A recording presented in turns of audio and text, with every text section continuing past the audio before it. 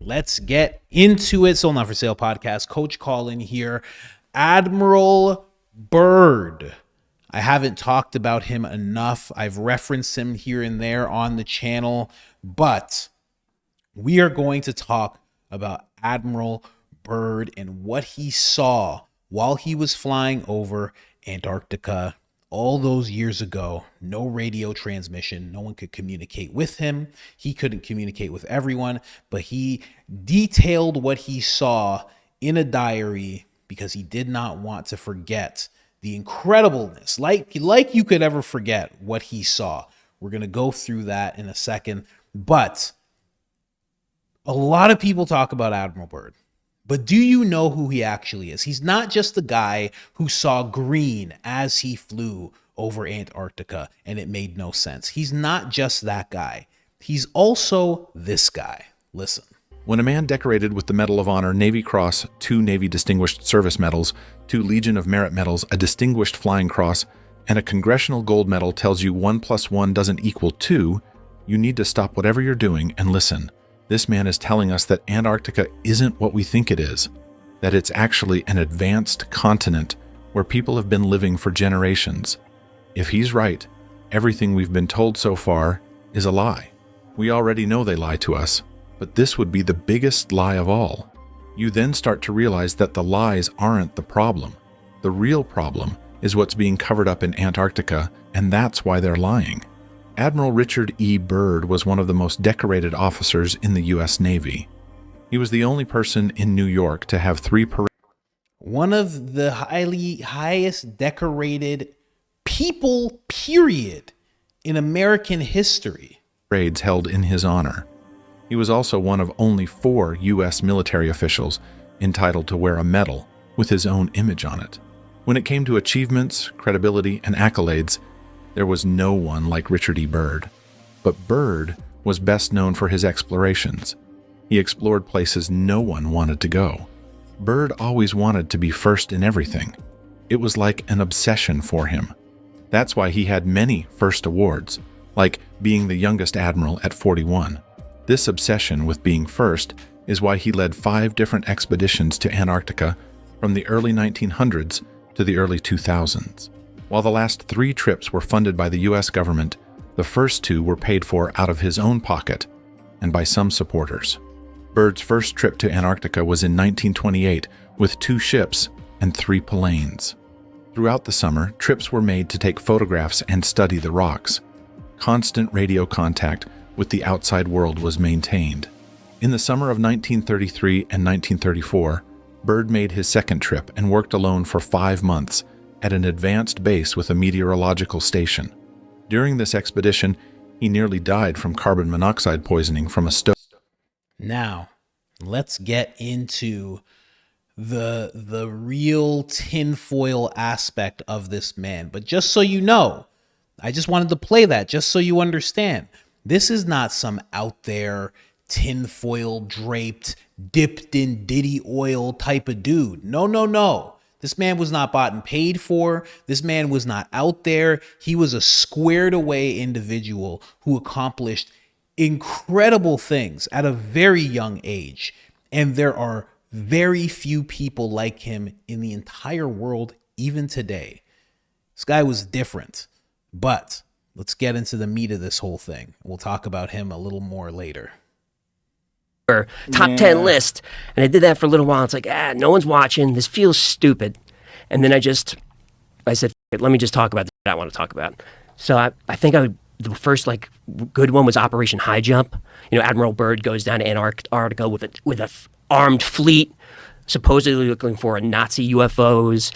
And it's a 6-month mission. And in like a few days, they have to turn back and it's crazy stuff. So I did that story and I think I got 50,000 views. I don't think I saw that one. It's an old one. What happened in Operation High Jump? All right, Admiral Byrd goes down. This is just after the war. Remember, the Nazis were fleeing to South America, so mostly Argentina. So the Nazis had established or tried to establish a base in Antarctica. That's true. It's New Schwabenland. Now, people say they were trying to build a Nazi base and all that stuff. They were really just looking for a whaling station to get oil. So they didn't want to rely on outside sources. So anyway, after the war, they go down there. We still don't really know specifically why. It was supposed to be just to see how our aircraft would operate in cold weather. That was what they said. But this was a fleet that was armed to the teeth, like super, like armed. The first helicopters were there, destroyers. So they go down there. It's supposed to be a multi-month mission, maybe 6 months. They get down there, and in like a matter of weeks, maybe even fewer, they just bail. And no one really knows why. There's a press contingent there. No one knows what's going on. And Admiral Byrd starts giving these weird interviews. And the first one was in Spanish. It might have been either Argentinian or Brazilian newspaper. And he talks about how there could be these craft that attack the United States from the poles, and craft that can fly pole to pole. And people were like, what's that? And just sparked this crazy stuff. And you can hear him talking about these things. So High Jump goes down there to look for stuff. We don't really know why they left. Admiral Byrd was talking about these crafts? Admiral Richard E. Byrd, this famous guy, flew the North Pole like a super badass. He was, on paper, the commanding officer, but he preferred to just fly his plane and do stuff. So the legend is, they get down there, Admiral Byrd takes his plane, starts flying across Antarctica, and sees patches of green. And he can't believe it. And he's on the radio saying, I'm seeing this, rolling hills, sun is shining. He just keeps flying. It gets greener and greener. And then he's like, I just saw woolly mammoths. Woolly mammoths grazing in the green. And he keeps going, and he's on the radio, and then he's talking, I'm seeing all this stuff. The sun is bright, and then radio contact goes out. He's flying and flying. Suddenly he's engulfed in light, and he doesn't know where he is. The green is behind him. He's just flying in light, just trying to get his bearings. And then up beside him, 2 flying saucers, just kind of next to him. Almost like, the F-16s trying to wave you down. It's 2 flying saucers. And he looks over, and they have swastikas on them. And he's like, uh-oh. So he's on the stick, and he feels the stick shaking, and then... I got to just correct a couple of things. I've been looking into this. He did not have radio contact at all as he was approaching this place. So he did not even get to report that he was seeing green. He didn't even get to say that out loud. He realized there was no radio communication whatsoever because they were talking back to him the whole time. So none of that was happening. He couldn't get in contact with anyone. Then what he said is true. He does see some kind of animal. He goes lower to investigate. He says it, but he's just kind of going through the motions. Nobody's talking back to him at all. And on top of that, all his compasses, anything that's supposed to tell him where he is, it's all going crazy. It's all going in circles. And then all of a sudden his controls aren't working. That's what happens. He's like, oh, this feels weird. And he was talking about the plane that he was in felt oddly light. Didn't feel like he was controlling it. And then these craft roll up, and he says they had something that looked like swastikas. He didn't actually know what they were. It was some kind of X formation. And in that time, when you saw an X formation like that, you would say it was swastika-like because you had no other way to explain it. You know what I mean? So, just wanted to clarify. The stick just goes dead. And then he goes down with the UFOs, and they just land into a cavern in the hollow earth, right? So that's how that happens. And they take Admiral Byrd out, and they're tall aliens. With swastikas on their crafts. On the crafts. Like the ancient symbol. I don't know, which would be reversed, right? Well, I think there was a bunch of different versions. I think the Nazi one, it was kind of tilted. Yes. But there was a bunch of the Hindu ones and a lot of the Japanese ones. For thousands of years. Yeah. A positive symbol of life and prosperity. We don't know how they're oriented because I debunked all this. I'm telling you the legend. Right. Because that's kind of my format, right? Right. I get you excited. We should explain that to people. You get everybody all jazzed up, and then at the end, you kind of... I get so much heat for it. Yeah, it's fun. And I watch the numbers. Like, as soon as I say, but is it true? Everyone's done. Nobody wants to know the truth. No one wants to know. They want to know fun. And then I'll get the hate mail. You ruined it for me. So what is the truth? The truth is, a lot of that comes from Admiral Byrd's diary, which was discovered years later, which was not his diary. Right. And he flew the North Pole, not the South Pole. But here's the interesting thing. He was in a single-man aircraft that only had so much fuel. He was, which can only fly for a little bit, he was out of radio contact for 3 hours. Nobody knows where he went. What was his take on it? See, that's where even his debunking doesn't make sense because he's claiming that he's on the radio saying, I see green. But then all of a sudden, oh, it was all in a diary and none of it was real. So why would he be putting that in the diary? He wasn't talking on the radio. This 3 hours where he had no contact, he knew he had no contact, and then he started writing things. Because before he was saying everything and they were recording everything. Then when they were no longer recording, because he wasn't hearing any Roger, he wasn't hearing any type of information back, then he started realizing, I have to start writing this down. I have to start recording this somehow and understanding what I'm seeing. He didn't start writing it as he was in the thick of it, but he did write it down directly after or during. I don't even know, quite honestly. But I will show you another thing after this that kind of debunks his debunking, because there's some weirdness that went on afterwards in regards to this diary. And if it was fake, don't know why this weirdness would have happened. We don't really know. That's kind of... So it's just he went radio silent for 3 hours and then the legend grew. It's like he did that interview as soon as they got back, and then something must have happened because he got real quiet. But he would go on TV and he would talk. But the pole-to-pole thing was he was just warning that the poles are a vulnerable space. Like, we need to keep an eye on the North Pole because if there's a base on North or South Pole, you can attack from there. So let's keep an eye on that was kind of his point. The Antarctica situation is very strange because I don't know if you ever saw the Sean Ryan show where he talked to this guy that worked with a neutrino detector down there. And he was, have you seen that? I haven't seen Sean do it, but I know the guy. And the guy was saying that it's not just a neutrino detector, it's a direct energy weapon that can cause earthquakes. And this is like the DEWs. The U.S. has always been fascinated with direct energy weapons. Right. Yeah. That's where the HAARP conspiracies come from and all of that. And if you don't know what HAARP is, that's the High Altitude Auroral Research Project. It's just this array of antennas in Alaska that's built by the U.S. government to study the ionosphere. But for some reason, it cost hundreds of millions of dollars. And when you look at it, you're like, where'd the money go? It's like a building's a box and it's a bunch of antennas. Where I'm getting at is this is an array that can ionize parts of the atmosphere. So I did an episode on Project Bluebeam, which is a conspiracy about how the United Nations or the shadow government will create these holograms in the sky, and that will force the one world government. We can get into it if you want to. Yeah. But I kind of debunk it saying holograms need a substrate. You know, you need clouds. Glass is really what you need. But then the technology has gotten to the point where you can ionize atmosphere and create things in the atmosphere. So something like HAARP conceivably could create something up there. Now, something visual. Something visual. And I've heard people say that, you know, the UAPs, UFOs may not be real. They could just be holograms for some reason. I heard that too. Mm-hmm. Yeah. Or a combination of many different things. Yes. I think there's probably a lot of different factors that people are seeing. You know, I was watching a video the other day. I'm not sure if it's real, but I put it on my Instagram anyway, on my story, because it was just fun, of ball lightning, which is real. But this ball lightning was moving around a parking lot, and it was extraordinary. Is this one? The plasma lasers that the Navy apparently has the ability to make some stuff like this. 3D images in the air. And it can also make them make sound somehow, too, which is an interesting... Well, because you're just... This is so silly. The Navy has access to this. Bro, you see this in Saudi Arabia. They have full holograms just flying through the air. You see this in China all the time. They don't have glass just hanging around making this happen. You're seeing this in concerts where there's full apparitions of these crazy gods swiping at the crowds. Come on, man. These guys are living in the 1980s with this stuff. Like, what are you talking? There's so many. I've shown so many. I've done a whole thing on Project Bluebeam.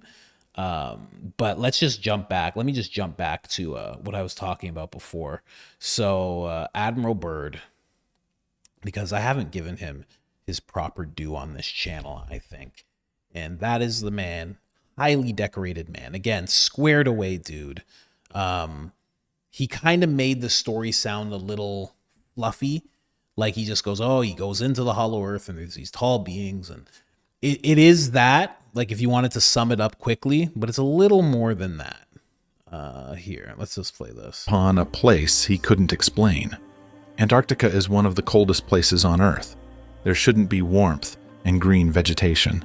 Even more confusingly, Bird mentions that he can no longer see the sun, which was worrying for him because he was having trouble with his navigation system. so he had to use the sun to navigate, and now he couldn't find the sun. The light here seems different. I can't see the sun anymore. We make another left turn and we spot what seems to be a large animal below. It looks like an elephant. No, it looks more like a mammoth. This is incredible. But there it is. Decrease altitude to 1,000 feet and take binoculars to better examine the animal. It is confirmed it is definitely a mammoth-like animal. So there's a little overlap here. I just want to get to the point where he's at the city. They are disc-shaped and have a shiny appearance. They are close enough that we can see the markings on them. Some kind of swastika. It was wonderful. Bird didn't even know what he was seeing. Was it an alien? An ancient civilization? Or were they really the Aryans the Germans were looking for? Bird's radio finally started working, and a voice speaking English with a Nordic or German accent was heard. The voice told Bird that they would help him land and that he shouldn't worry. He was in good hands. This was happening during World War II, so being told to trust someone speaking with a German accent was like asking the devil for help. But Bird couldn't do anything or escape. His plane's engine stopped, and it went under a strange control. It was driving itself and even landed safely on its own. You know, drill. A few men are approaching our plane on foot. They are tall and blonde. In the distance, there is a large city shimmering with rainbow colors. I don't know what's going to happen now, but I don't see any weapons on those approaching. I hear a voice ordering me to open the cargo door, saying my name. I obey. Bird was taken from the plane and put into a small, platform-like vehicle without wheels and taken to the city. Bird was amazed by what he saw. A very beautiful city made of crystal materials. He was then taken to a large building where he met the person known as the Master. I see a man with delicate features and the marks of years. He is sitting at a long table. He motions for me to sit down. So from there, it's just they talk to him and they say, hey, you know, just because you're so recognized and respected on the surface world, we want you to tell everybody. And basically, and this is odd, you know, that Joe Rogan's kind of like messing with this of like, oh, this was debunked and this and that, because it correlates directly with a lot of stuff that he's talked about, which is what they ended up saying was, you've set off these nuclear devices and now this is starting to impact us. And we're trying to send a message that we want you to stop using this type of technology. And right around that time, right after this, you started seeing UFOs, flying saucer type things. You know, it's all grainy. But you started seeing those things pop up.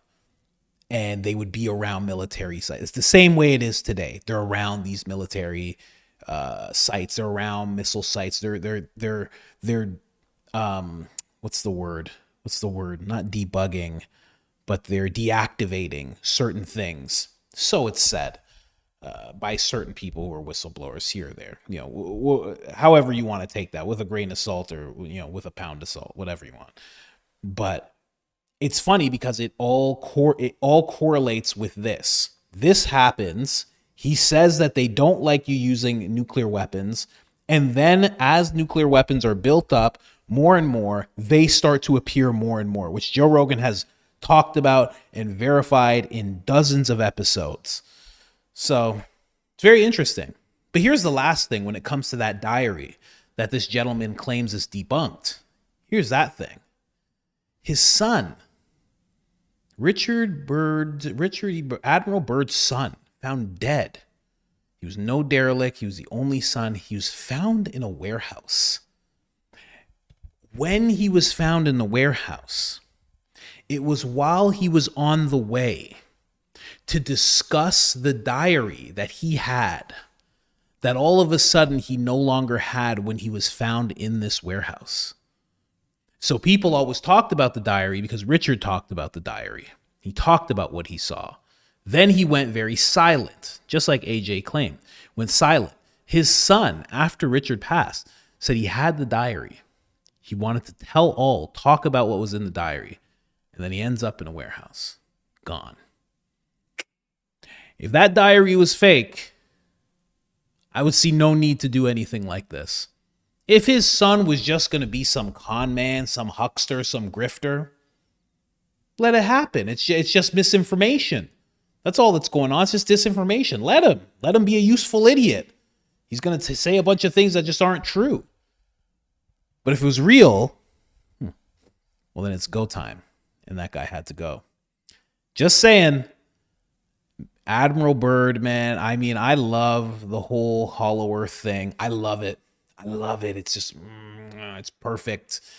And you see remnants of it. You throughout, like what are the things called in India? India cave. I don't know. Cave castle. Like you see these weird remnants of it all over the place. Let me go to images here. Where is that beautiful? I think this is one of them.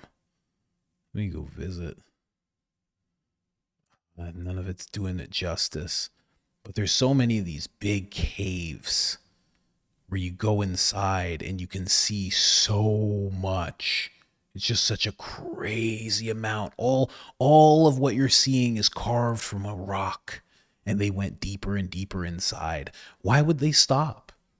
You know, I always think that. Why would you stop? If you knew how to do this, you would just go deeper. You'd be like, okay, let's just go deeper inside so we can be safe. This will be the outside presentation, and we'll go deeper inside. And then once you know how to do this, why wouldn't you go in deeper into the ground and then do it again? I'm just saying. Never know. We're seeing all sorts of things. Dark oxygen, some kind of heavy water is being found deep inside the earth. China has their own wild cavern. And I mean, when I say this, it's like miles wide and miles deep. And they just discovered it. And there's all this vegetation, life inside of it. And they're just like, oh, we just discovered it. And now we have to go through it all and see what's there. Who knows what's there? That could be the entryway into something. I don't know. China's definitely not going to tell us, that's for sure. But it's just, I don't know, man. There's just so much. There's so much to think about when it comes to this stuff. Look at this. This isn't the only place that, look at this. This is inside. This is in a rock. These are elephants that they made here. You know what I mean? Life-size elephants. Look at the people. Look at the people here. Life-size elephants they made. Made multiple of them. Whose technology is this? Everybody's always talking about ancient Egypt. Why is nobody talking? Look at these columns. Who did this? You're telling me the same guys who were making food on the side of the streets and they're just slapping together pitas and throwing goop on it. Those guys did it? You're telling me it was those guys? Those guys that are in the river while the person throws the cattle into the river and the other guy's taking a dump into the river. You telling me those guys did it? Get out of here. Get out of here. You're not thinking hard enough. You think it was them? You're out of your mind. What? Ah, man. But it's fun. It's fun to think about at the end of the day. Anyways, guys, I just wanted to take you on that ride quickly. I'm out.